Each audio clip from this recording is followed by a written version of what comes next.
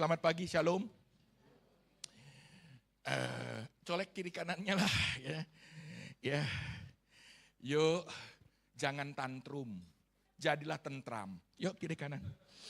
Jangan tantrum, jadilah tentram. Bapak Ibu tahu kan arti tantrum? Itu kalau anak-anak minta jajan itu tantrum tuh. Ya, lagi ngambek. Oke. Bapak Ibu, saya kebagian tema yang sebenarnya nggak enak. Ya. Nggak enak karena bicara tentang pencobaan. Apalagi dalam hidup dalam pencobaan terus ini masalahnya. Ya, firman Tuhan katakan bagaimana kita joy in trial. Boleh dibuka slide-nya? Bagaimana mungkin kadang-kadang. Ini yang ngasih tema, salah apa saya yang salah. Ya. Karena pengennya temanya berkat. Supaya jemaat juga semangat. Tapi temanya itu trial. Pencobaan. Bilang kiri kanan, suka pencobaan? 100% yang bilang iya, itu bukan manusia itu. Karena manusia sesungguhnya menghindari pencobaan. Karena otak manusia itu ada deos, dopamin, endorfin, oksitosin, dan serotonin. Dan dia menghindar rasa sakit.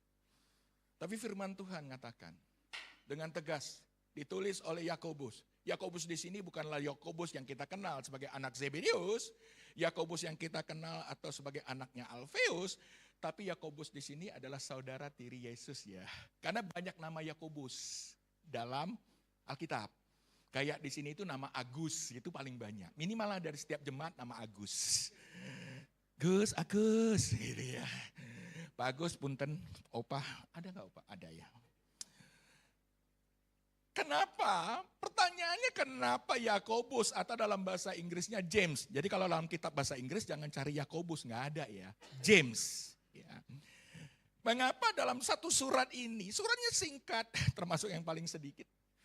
Dia mengatakan perkataan bagaimana kita harus joy in the trial. Sedua kata yang sangat kontradiktif. Bagaimana saya bisa bahagia dalam pencobaan, setuju atau enggak? Bagaimana saya bisa bahagia ketika seluruh anak-anak melawan saya? Bagaimana bisa bahagia kalau uang di dompet kosong? Bagaimana bisa bahagia berita PHK di mana-mana? Bagaimana bisa bahagia kalau warung kita omsetnya tinggal 10%? Warung kita tuh tinggal hanya kita dan suami kita di warung kita. Nggak ada lagi orang datang. Apa yang kita katakan di situ? Jadi secara manusiawi ini tema yang sangat berat. Mudah untuk saya katakan tapi gak mudah untuk dijalani. Karena tidak ada satupun manusia di dunia ini mau masuk dalam pencobaan. Bahkan satu pencobaan. Tapi firman katakan di Yakobus dalam bahasa Inggris yang dikatakan, all brethren, saudara-saudaraku, count it all joy when you falling into various trials. Dia bilang katakan bersukacitalah, nggak ada di situ. Ini tiba-tiba inspirasi. Ayo saudara-saudara, bersukacitalah. Anggaplah itu sebagai sebuah sukacita. Jika engkau jatuh dalam berbagai, satu pencobaan aja udah problem. Ini berbagai, various trial. Bermacam-macam. Katakan kiri kanan. Satu macam aja gue mau nyerah. Persoalan suami gue aja yang satu itu borok kokok. Itu nyaris pinggir jurang. Udah hampir. Api nerakanya udah terasa di kaki. Baru satu anak. Baru mengalami problem anak. Suami. Satu doang. Kita rasanya pengen cabut. Ada amin mama-mama. Berapa banyak mulutmu hampir di pinggir jurang jatuh dalam dosa pinggir jurang. Karena anakmu. Karena kau terlalu merepet dan offside. Karena kita terlalu banyak merepet offside. Nyaris pinggir jurang. Itu baru satu problem. Belum ditambah dengan problem duit. Karena hidup ini sedang seperti kereta api. Tahu kereta api? Bunyinya susah. Itu kereta api kalau bunyinya gitu, susah. Apalagi masinisnya kemudian tarik. Apa? Tit. Apalagi biasanya bukan tit bunyinya. Duit. mikir, susah. Duit. Tuh, di stasiun kereta aja bisa inspirasi. Tapi firman Tuhan katakan, saudara-saudara, my brethren, my brother and sister, counting it all joy. Anggaplah, jangan foto saya lah, itu aja. Karena udah ada orangnya. Saudara-saudara, anggaplah sebagai sebuah kebahagiaan apabila kamu jatuh ke dalam berbagai pencobaan. Bapak Ibu Saudara, ada dua kata yang menarik di sini.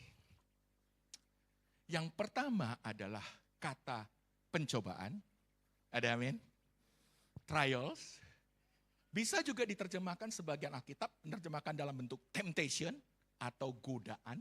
Karena itu seperti dua sisi mata uang.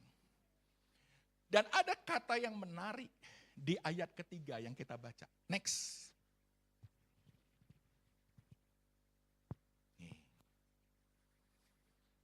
Sebab kamu tahu bahwa ujian terhadap imanmu itu menghasilkan ketekunan.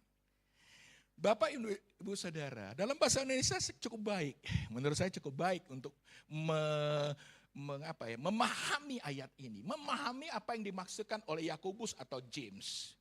Dia katakan memang hidup kita penuh akan ada namanya trial, pencobaan. Tetapi firman ini kemudian dilanjutkan. Sebab itu kamu tahu ada ujian. Ada kata pencobaan, ada kata ujian. Saya yakin Bapak Ibu bisa membedakannya. Tapi pagi hari ini kita explore lebih dalam. Kita deeping lebih dalam. Apa yang dimaksud dengan trial, pencobaan. Apa yang dimaksud dengan ujian atau testing bahasa Inggrisnya. Pencobaan dipahami semua teolog. Bahkan seluruh orang Kristen setuju. Bahwa pencobaan bukan berasal dari Allah. Ada amin? Ada amin? Kok nggak amin? Ada amin? Pencobaan bukan berasal dari Allah. Ada amin? Karena udah ditegaskan di Yakobus 1 ayat 13. Baca. Pencobaan bukan berasal dari Allah. Dikatakan. Amin? Ada amin? Ya. Jadi Allah nggak pernah mencobai. Jadi pencobaan kalau bukan berasal dari Allah, maka berasal dari mana? Satu dari iblis. Tentu juga bisa berasal dari kesalahan-kesalahan kita. Atau saya sebut dengan berasal dari dosa. Setuju? Jadi pencobaan itu dengan ujian pada prinsipnya tampak sama, tapi berbeda. Jadi kadang-kadang sebagai manusia kita sulit sekali membedakan. Apakah ini sebuah pencobaan? COVID-19 ini pencobaan atau ujian? Kita sulit membedakannya. PHK perusahaan kita, di mana kita bekerja, apakah ini pencobaan atau ujian? Kita sulit membedakannya. Setuju atau tidak? Karena rasanya tidak ada andil kita di situ.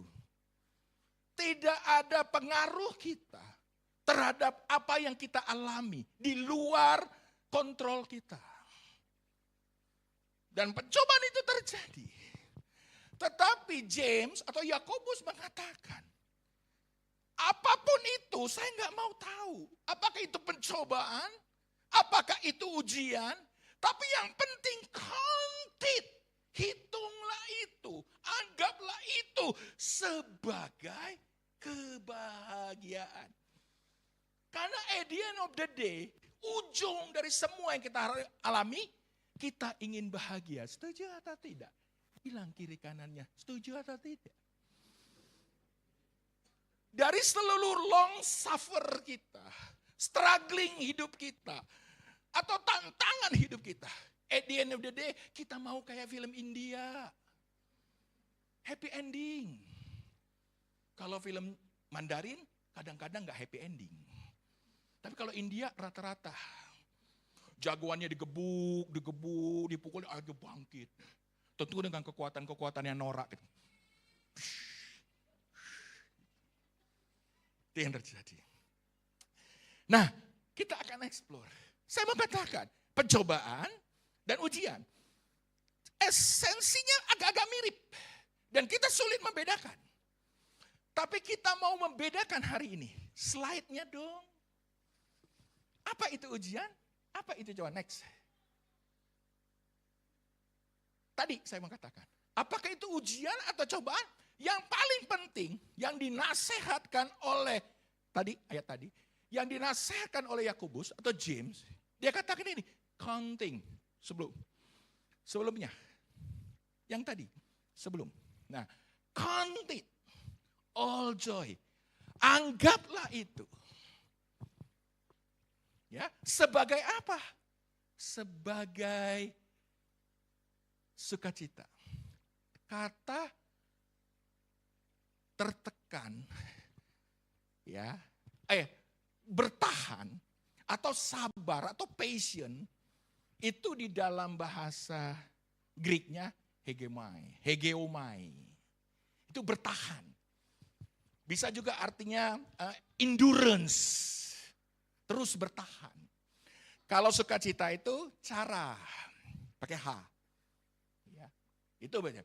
Jadi anggaplah seluruh tantangan yang kita hadapi ini. Baik tantangan ekonomi, tantangan keuangan, tantangan keluarga, tantangan suami, tantangan studi mahasiswa, tantangan KRS kalian, tantangan keuangan studi kalian, itu tantangan mama bapak kalian.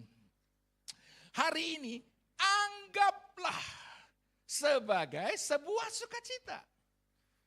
Artinya kata counting all joy tidak mengingkari fakta. Bisa menangkap? Situasinya kita tidak ingkari. Kita tidak abaikan bahwa kita sedang tertekan. Kita sedang bad mood. Kita sedang kecewa karena situasi. Tetapi sikap hati kita mengambil keputusan untuk bahagia. Tapi kita tidak bisa membohongi bahwa kita tertekan. Kita kan belajar minggu lalu tentang penyangkalan penipuan diri sendiri itu, self deception. Jadi jemaat Tuhan, kalau engkau hari ini tertekan, katakan ke Tuhan, aku tertekan. Aku depresi. Aku sedang marah sama kamu, honey. Walaupun pakai honey ngancem, honey. Apa suami maksudnya? Tetapi saya mau katakan, if you wanna be happy now. Jika engkau mau bahagia, bahagia hari ini. Tetapi hal itu tidak menirkan atau menghilangkan atau mengingkari keadaannya. Keadaan tidak berubah. Tetapi sikap, perspektif, respon kita tetap bersukacita. Ada amin? Jadi kita boleh dompetnya tinggal 3M. Maribu, maratut yang amin yang kuat, itu biasanya kenyataannya memang terjadi.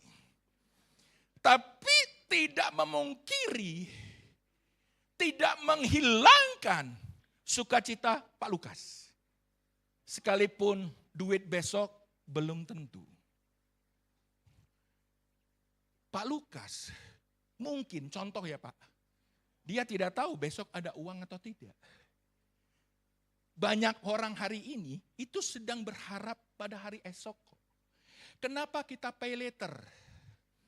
Kenapa kita pinjam? Karena kita percaya bulan depan kita punya uang, setuju atau tidak?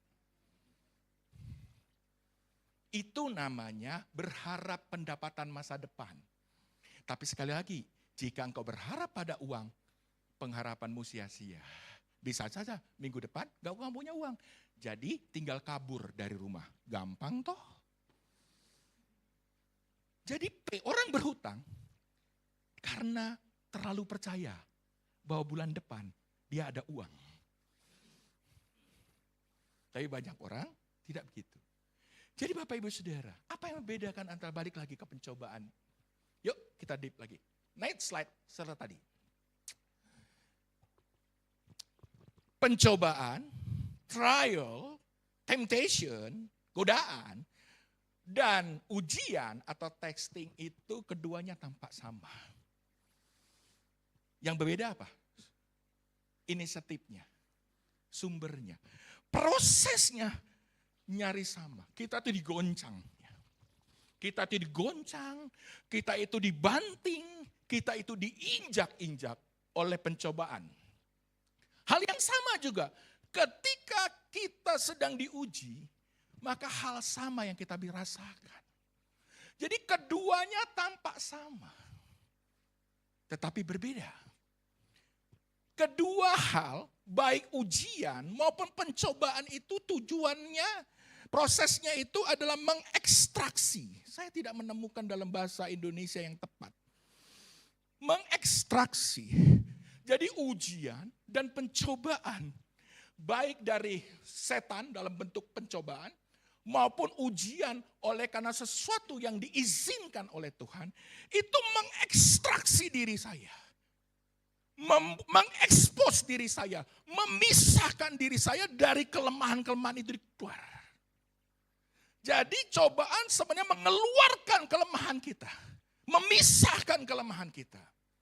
Tetapi fokus yang berbeda. Kalau pencobaan adalah bicara mengekstrak, next, bicara mengekstrak kelemahan kita. Yang difokus setan adalah kelemahan-kelemahan kita. Dia ekstrak kelemahan kita. Kemudian oleh kelemahan itu dia menghancurkan kita. Karena Yohanes 10 ayat 10 berkatakan, pencuri datang hanya untuk mencuri dan membunuh. Jadi pencobaan yang diinisiatifkan oleh iblis dan setan, tujuannya adalah cuman melihat kesalahan kita, dan membuat, mengechoing, membesarkan kesalahan kita. Akhirnya kita hidup dalam ketakutan dan kesalahan. Dan ujungnya kita dihancurkan. Sampai di sini bisa ditangkap? Jadi pencobaan atas inisiatif iblis. Tujuannya satu, menghancurkan saya. Tetapi ujian berbeda. Ujian adalah sesuatu yang berasal dari Allah. Atau seizin Allah. Prosesnya sama, kita diekstrak.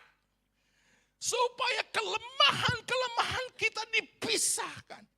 Kalau iblis memakai kelemahan kita untuk menjatuhkan kita. Tetapi Yesus menggunakan kelemahan itu untuk kita belajar, untuk kita tambah kuat, untuk kita semakin sempurna, untuk kita tahu mana yang baik dan jahat, untuk kita tahu bahwa kita diproses untuk menjadi serupa dan segambar dengan Dia. Totally different. Jadi kalau hari ini kita manusia, sulit kadang-kadang membedakannya. Tapi kita percaya, sesuatu yang berasal dari Tuhan membuat saya lebih baik. Sesuatu yang berasal dari setan membuat saya terpuruk. Jadi, apa yang bedanya? Respon kita. Ketika dalam pencobaan, kita cenderung reaktif, Bapak Ibu. Tetapi, ketika kita diuji oleh Tuhan, kita cenderung harus respon.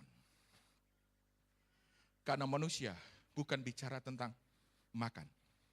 Karena manusia bukan bicara tentang minum. Karena manusia bukan bicara tentang berpakaian. Manusia juga bukan bicara tentang bekerja. Tapi manusia berbicara tentang bagaimana dia berespon. Martin Luther mengatakan demikian. So, hari ini, hidup kita, ini bukan bicara tentang engkau makan atau tidak besok. Engkau besok beli pakaian atau tidak. Engkau kerja atau tidak. Tapi bagaimana engkau merespon situasi ini. Untuk engkau tambah hari, tambah kuat. Tambah hari, tambah hebat. Jadi ujian dan pencobaan mirip. Tapi asalnya beda dan tujuannya beda. Karena pencobaan hanya tujuan yang menghancurkan rudi langitan. Saya katakan, ketika saya merenungkan ini, kekurangan uang, kesulitan ekonomi, justru itu menjadi ujian bagi saya. Untuk saya menjadi serupa seperti Kristus. Tapi banyak orang juga bisa berkata, ujian, pencobaan, tantangan, penderitaan ini membuat aku berpikir ulang ikut Tuhan. Membuat aku berpikir ulang untuk mundur. Berpikir ulang untuk kemudian jatuh. Karena engkau akan kalah. Setiap kita bisa menghadapi tantangan, pencobaan dan penderitaan. Itu yang disampaikan oleh Yakobus. Hai guys, seluruh 12 suku Israel, my brethren, saudara-saudaraku, count it all joy. Anggaplah itu sebagai sukacita. When you fall, ketika engkau jatuh.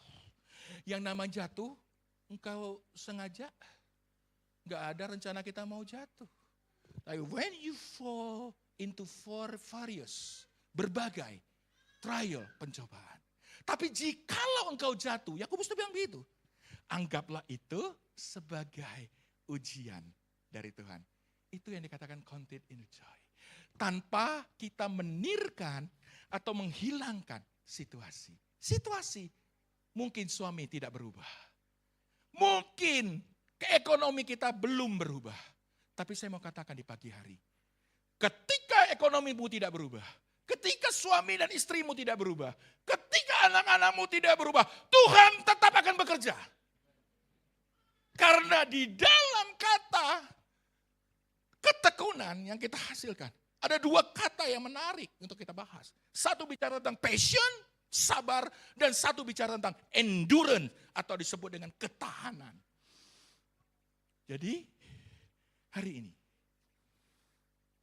dalam hidup kita tidak terlepas dari tantangan. Ada amin? Yuk kita lihat ada satu kisah. Evander Holyfield. Ada yang kenal nih? Evander Holyfield. Petinju yang kemudian membuat sejarah menjadi petinju yang kedua mengalahkan si leher beton Mike Tyson setelah James Buster Douglas tahun 1986 di Tokyo. Hafal, olahraga. Dia bilang begini, wartawan bertanya kepada dia, apa kunci suksesmu Holyfield? Dia bilang ada dua kunci. Cuman dua. Dua kunci kemenangan saya di atas ring. Pertama, milikilah faith, kata dia. Yang dia maksud kata faith atau iman adalah percaya penuh terhadap instruksi pelatihmu. Percaya penuh terhadap prosedur latihanmu. Percaya penuh dengan seluruh nasihat-nasihat coachmu atau pelatihmu. Itu faith. Percayalah apa yang dia katakan, engkau pasti menang. Percaya itu. Kalau kau kehilangan iman, tidak percaya dengan apa yang disampaikan oleh pelatihmu, maka engkau akan gagal. Itu sisi yang pertama. Yang kedua, cepat banget sih ini sedang nggak online, buka aja terus. Yang kedua. Dan yang kedua adalah endurance. Bertahan. Pelatihnya bilang begini, kamu tahu, kamu tidak akan naik ring, kemudian sekali memukul, lawanmu akan roboh KO. Setiap kamu memukul, engkau akan terpukul. Setiap 5 kali engkau memukul di ring tinju, engkau juga akan dipukul 5 kali. Kemenangan hanya ditentukan seberapa kuat engkau bertahan dari pukulan lawanmu.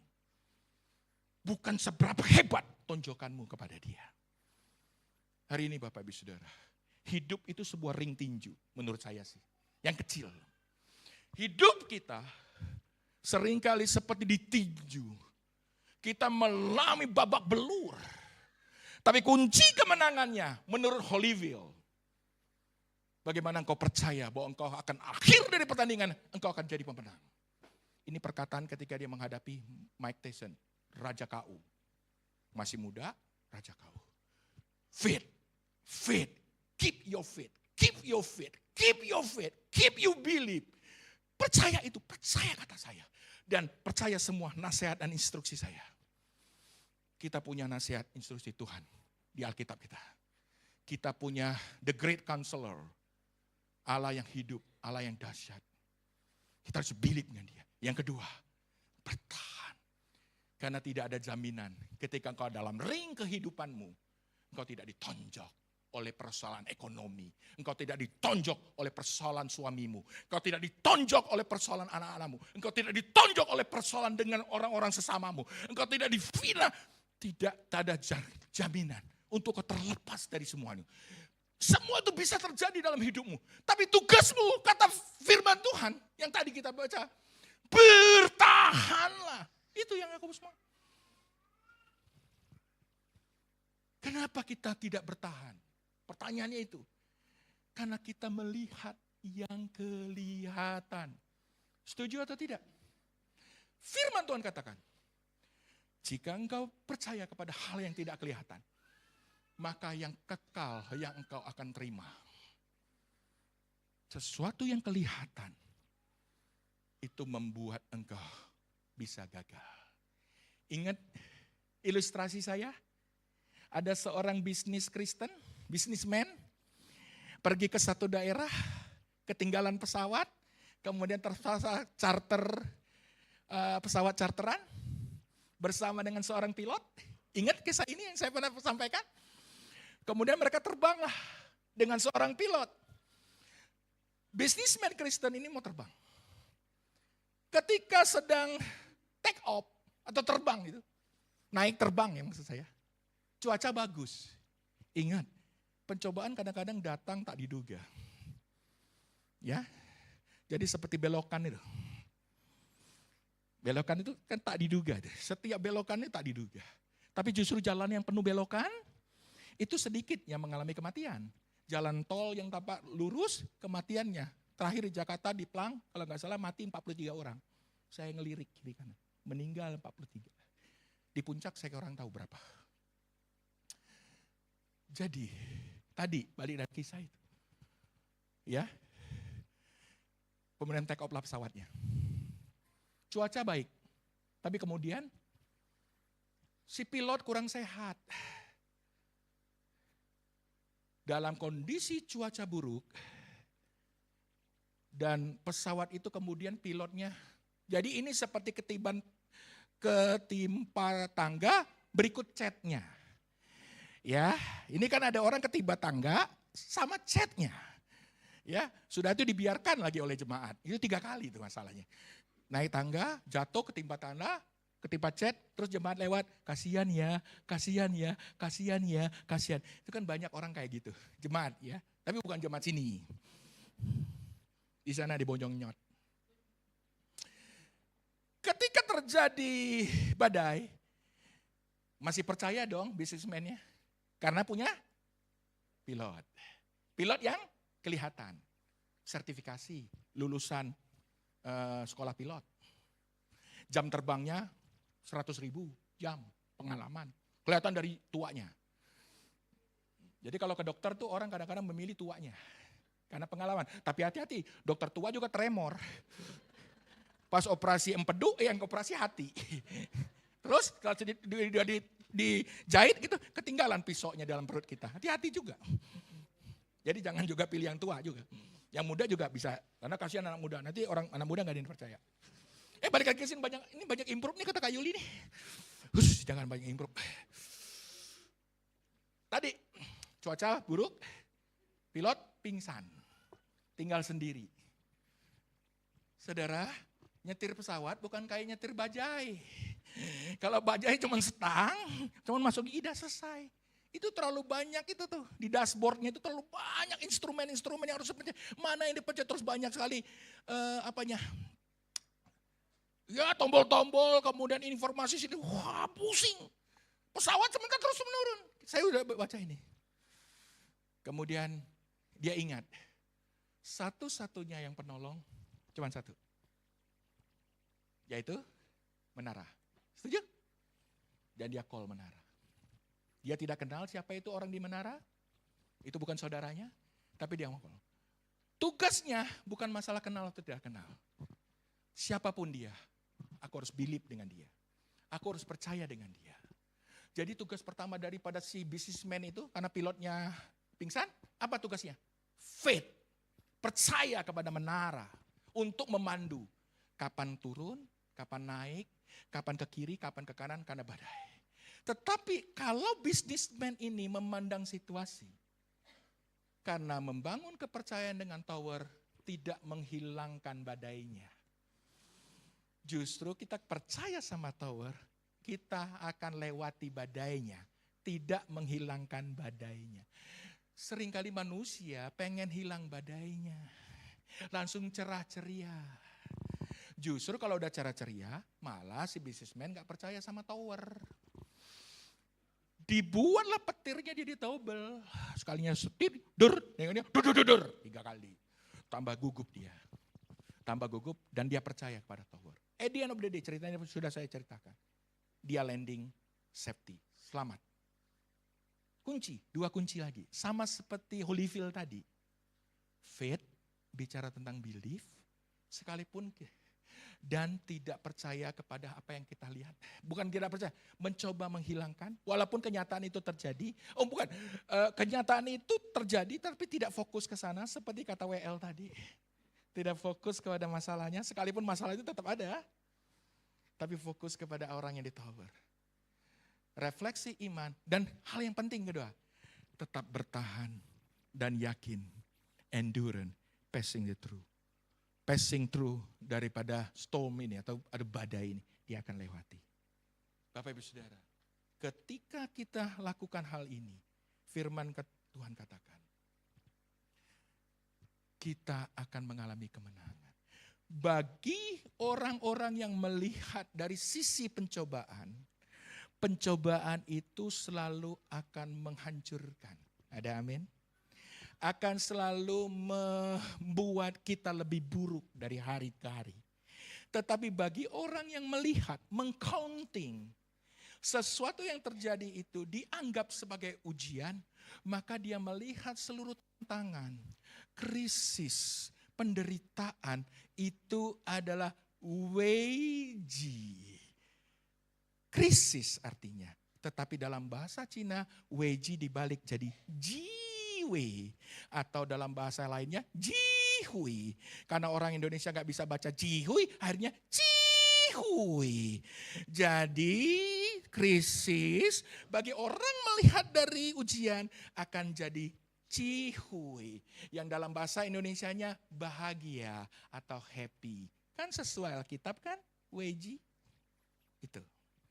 Slide-nya dibuka lagi Chan, supaya jangan lihat saya. Next. Belum Chan. Back, yang ada kotak. Back, ada 2 kotak, antara 2 perbedaannya kita belum bahas semua. Nah ini. Jadi ketika orang melihat dari sisi pencobaan, dia akan melihat itu sebagai sebuah tantangan. Dan tantangan itu menakutkan. Dan dia melihat itu sebuah penderitaan. Dan penderitaan sekali lagi menyakitkan. Dan mendorong orang pada sebuah kesalahan. Karena ketika kita panik, kita cenderung mengambil keputusan berdasarkan apa yang terdekat dan terlihat. Setuju atau tidak? Coba kalau kita terpleset, yang dekat kepala suami kita, ya kepala suami kita yang kita pegang. Karena kita panik. Kita cenderung apa? Akan reaktif. Reaktif itu mengambil keputusan tanpa pertimbangan. Kita cenderung berfokus pada pengalaman. Nah kan masalah ini lagi nih. Nah ini nih, tepat setelah saya hitung-hitung ya. Oh, aku setiap 5 tahun sekali mengalami goncangan. Aku lihat feng shui-ku. Unsur air, pantesan. Sio, kuda, waduh kuda kan gak main di air. Pantesan sulit. Kita mencoba itu. Kemudian datang kepada spiritual consultant. Benar Pak, unsur Bapak air. Bapak jangan kerja pagi hari ya. Bapak malam. Karena Bapak sio kuda lahirnya malam. Cocoknya kerja malam. Dia mengambil keputusan yang salah. Membuat dosa yang lebih salah lagi. Dosa yang lebih dalam. Itu yang terjadi. Dan pencobaan dari sisi kuasa jahat hanya mencari kelemahan dengan tujuan menghancurkan kita. Ingat, ketika engkau mengalami pencobaan dan tantangan atau ujian, kadang-kadang kita sulit membedakan. Tetapi ketika engkau mengambil keputusan untuk menghancurkan dirimu, stop, katakan stop. Tapi kalau tujuan engkau rasa ini justru engkau membuat engkau coba mengandalkan kekuatanmu sendiri, stop. Itu pasti pencobaan. Tapi ketika engkau melihat tantangan, penderitaan yang kau alami, itu sebagai sebuah kesempatan, sebuah pertumbuhan yang mendorong pada pembelajaran. Learn, relearn, and unlearn. Belajar lagi, dan membuang semua hal-hal yang buruk. Kemudian berfokus pada pengalaman-pengalaman Ebenezer Tuhan. Bahwa kalau dulu Tuhan menolong saya, itu artinya sekarang dia menolong saya. Dan esok pun dia akan menolong saya. Maka kita melihat kelemahan, Tuhan sedang ekstrak kelemahan kita. Tuhan sedang keluarkan kelemahan kita melalui apa? Melalui pencobaan yang kita hadapi. Dia keluarkan segala kelemahan kita yang suka ngomel-ngomel itu dengan cobaan-cobaan kita. Supaya dia sebagai seorang tukang tembikar, seorang potter bahasa Inggrisnya, sedang bentuk kita, dan setiap tanah liat yang dia ambil, bukan tanah liat yang kotor, yang ada kerikil, yang ada akar daripada pohon, yang ada tanah yang bukan tanah liat, dia kemudian banting tanah itu seperti sebuah pencobaan. Dia injak-injak tanah itu. Dia mulai padatkan tanah itu. Dan kemudian dia peras tanah itu. Dia buat sedemikian untuk membuang setiap kelemahan kita dan membuat kita menjadi tanah liat yang murni.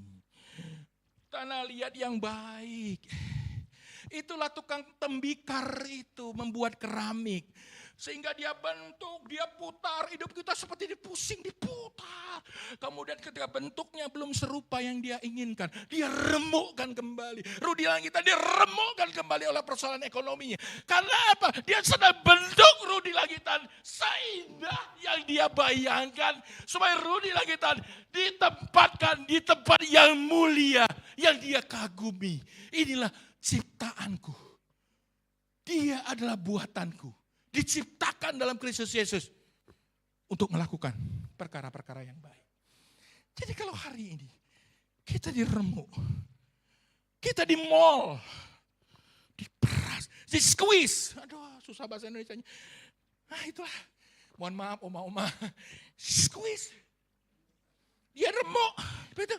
Ya, bayangkan gaya saya aja untuk tidak tahu arti. Dibanting, kemudian dibentuk. Tak cukup sampai di sana Bapak Ibu Saudara. Kita pikir selesai ya. Sudah dibentuk itu selesai. Ini yang saat yang paling sulit. Dimasukin dalam oven. 300 derajat. Saya pernah datang ke Turki. Bagaimana cara mereka melihat keramik. Saya membayangkan diri saya seperti dilakukan oleh Tuhan seperti itu. Dibakar. Dibakar.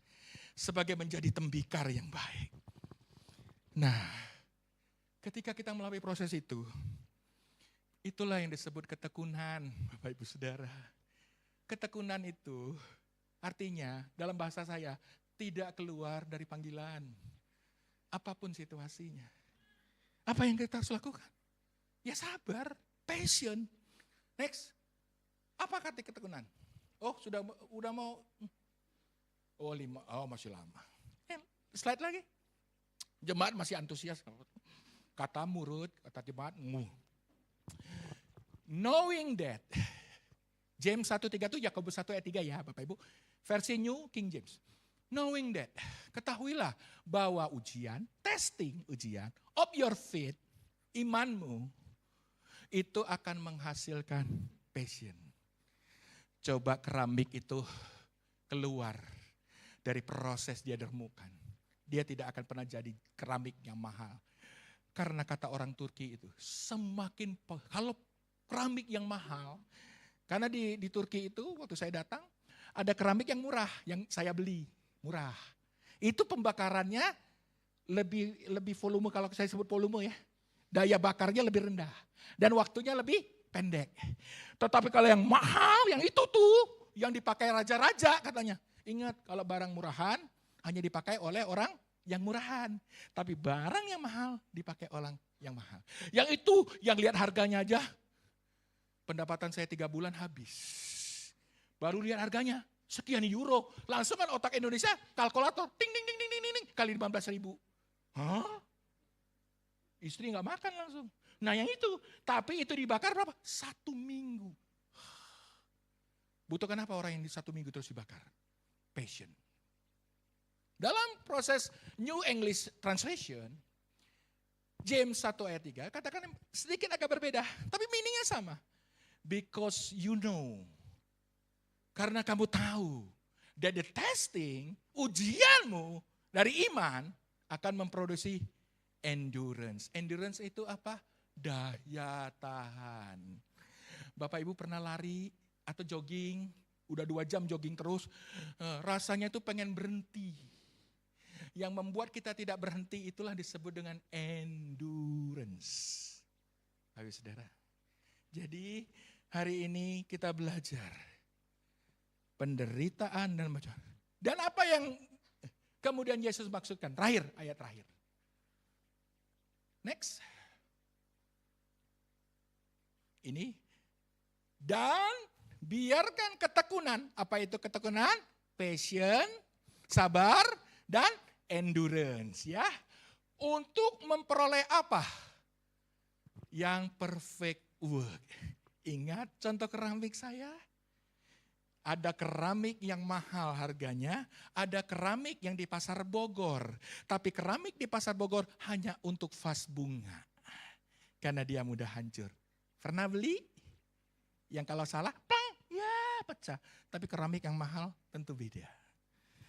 Ya, jadi tugas Tuhan hari ini mengalami itu. Anggaplah seluruh tantangan hidup kita, penderitaan hidup kita itu, kita sedang dibentuk. Kita ini clay, tanah liat. Dan Yesus adalah potter, tukang tembikar. Dia bentuk saya supaya aku kemudian menjadi apa? Sempurna. Bilang kiri kanannya, sempurna. Selain sempurna, utuh. Katakan utuh. Tidak ada yang kurang. Komplit. Apapun yang kau kerjakan, selesai. Complete. Dan no lacking. No lacking tahu? Bapak Ibu kalau punya keramik, ada cacat dikit, bahkan serambut aja itu lacking. Jadi dia nggak anggap sebagai the good, kualitas baik. Jadi proses terakhir dari si potter ketika saya di Turki, dia memeriksa seluruh hasilnya. Mana yang tidak ada lackingnya. Yang tidak ada lacking itulah yang paling mahal. Ditaruh di tempat yang khusus. Saya percaya hari ini semua proses boleh terjadi untuk membuat kita no lacking. Tidak ada cacat bercelah. Sempurna. Tidak bersisa. Semuanya. Sehingga kita akan mengalami apa? Dikatakan dalam firman Tuhan. Kita mengalami buah yang matang. Penasaran kan dengan buah yang matang? Mungkin akan dibahas minggu depan. Ayatnya di mana? Tadi disampaikan oleh WL.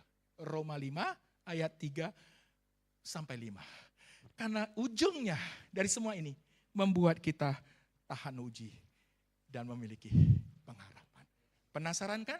Jangan lupa, teruslah ibadah. Bapak Ibu Saudara. Jadi, yuk hari ini anggaplah semua ini sebagai ekstraksi.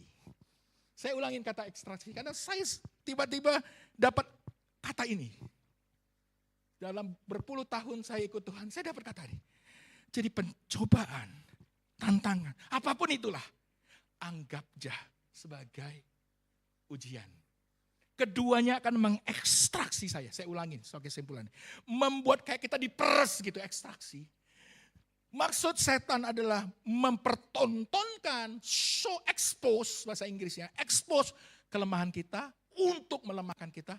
Tetapi Tuhan mengekspos kelemahan kita untuk menjadi batu loncatan untuk kita mengalami kesempurnaan bersama Dia. Yuk kita tutup ibadah ini.